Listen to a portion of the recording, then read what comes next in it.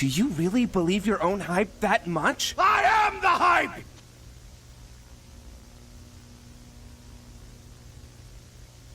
Alright now, it's an exaggeration, but you get the idea. Age of History 3 fumbled faster than what I take to count my fingers. And then the game died as the hype wore out, and people began to think the game sucked, me included. The third game still gets some updates, but they are rather insignificant, so no one gives them a lot of attention. Oh yes, we thought that we needed a diplomatic summit.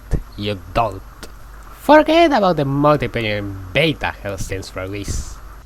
That's why Definitive Edition was created, probably. However, potential developer didn't count with the fact that reactions will be mixed in the community, and they were still going to be to this day.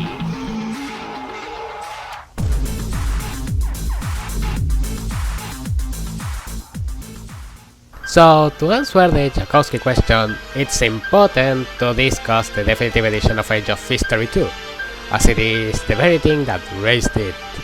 To make it short, Age of History 2 Definitive Edition is a quote-unquote remastered version of Age of History 2 with new features and modernized UI that no one called for. It's under a paywall, of course, which has yet to meet reactions on the community. Even after all the features have happened to it, which are not few, you can see.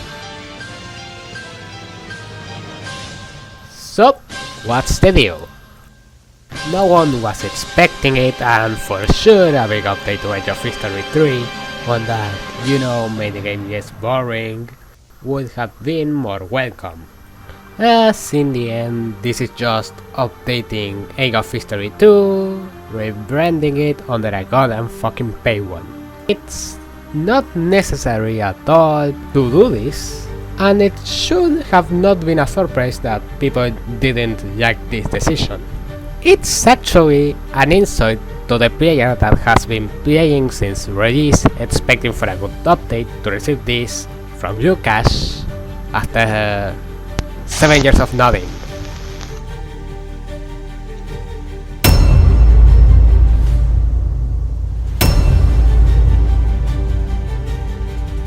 Mods, ranging from Age of Imperialism to Mega Mod, had to carry most of this game's lifetime due to its lack of attention from potential developers. besides 2 new maps that were paywall to mobiloids anyway. Anything else from him was just disappearance, science, and even sciencing force of criticism. Yes, even before the World Definitive Edition debacle.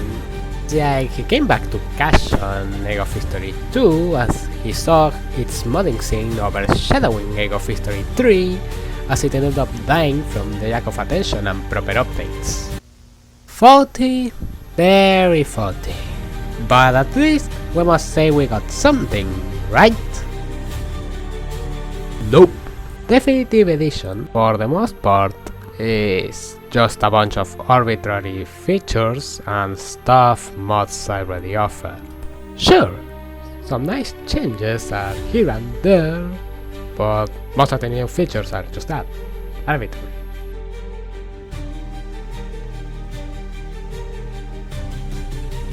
The things Lukasz showcases are added in real time, so that is when he finishes one feature to showcase it on YouTube. So, following this and the simplicity of the features, most of the things in Definitive Edition take 1 day or 2 of coding to add. The bigger features maybe taking some more time, like the game values, which makes a lot of the game's mechanics customizable by JSON files. But most of Definitive Edition's features were rather a quick job on their own. It makes me wonder why this wasn't made back then in 2019. Instead of making this Age of History 2 Europe and Asia products, what if Lukasz went to update Age of History 2 in terms of gameplay and bug fixes? Where you will probably have most, if not all of Definitive Edition's features and more by 2021, and without the paywall. It could have led to a more alive and receiving community which is not starving for content at all.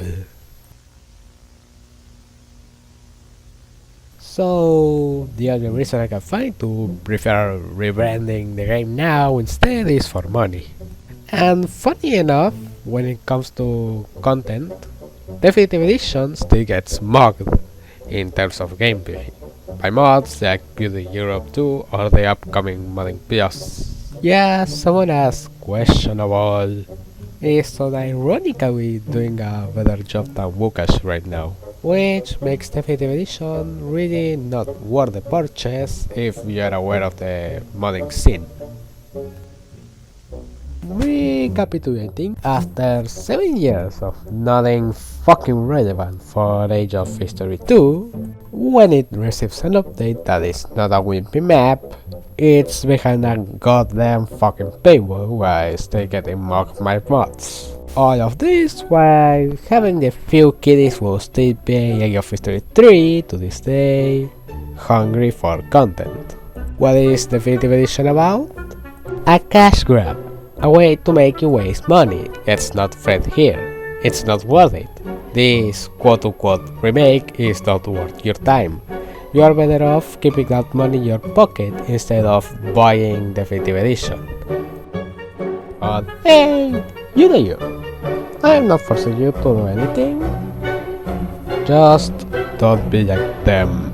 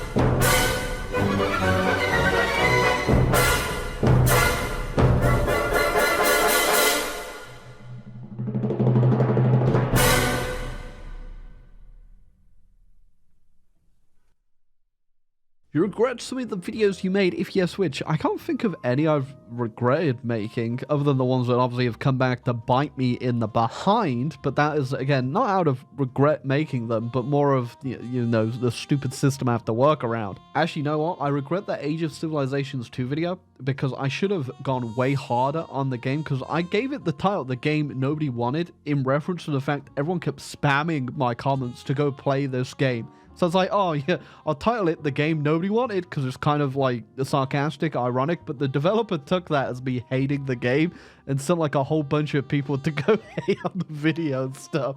So, you know, I would make that video. I would give that guy any more attention.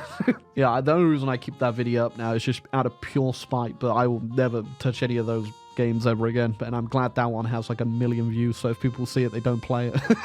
But yeah, that's the only video I can think of that I regret making, because I definitely would not have given that guy the time of day otherwise. But yeah, it's whatever. I don't care about that game series. I don't think I was even that harsh in the video, but he just took it the very wrong way.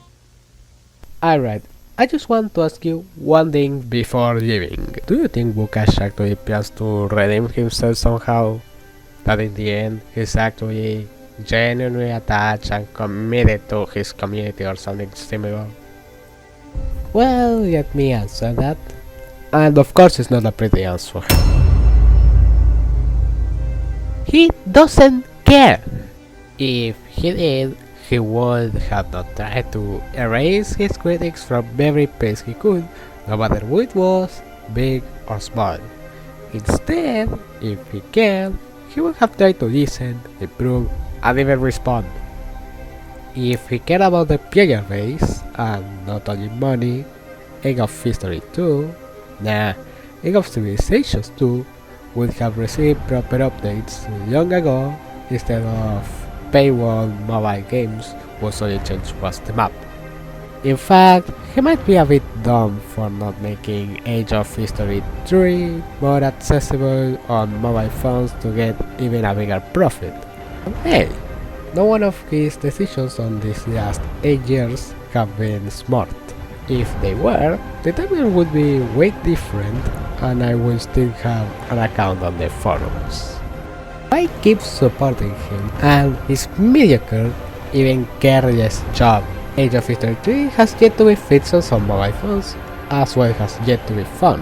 And Age of History 2 will still be a messy and buggy game anyways, with Definitive Edition being the update the game needed so bad but never got, and instead is a paywall remaster for no good reason. Lukasz doesn't plan to break anytime soon, with his cycle of abandoning games, being super silent afterward, and silencing his critics when he returns to the acting. He has demonstrated that he views you as nothing else than a mindless consumer waiting to buy all the shit he pumps out, especially the voices. These fucking franchises for one, mobile sub for mobiloids, since there are not really any better games. He has little actual care for the Age of History community, and that is something reflected on stuff like this. But again, how he deals with criticism, or how he goes super silent without a word, like he has gone silent for 5 years when Age of Civilizations 2 was slowly dying in the absence of content. But hey, I don't care about that at this point, you know.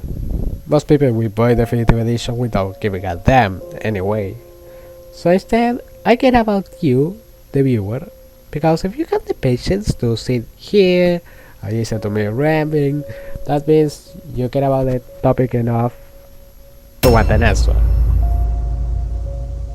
So the answer to the Jakowski question in the end is to look elsewhere.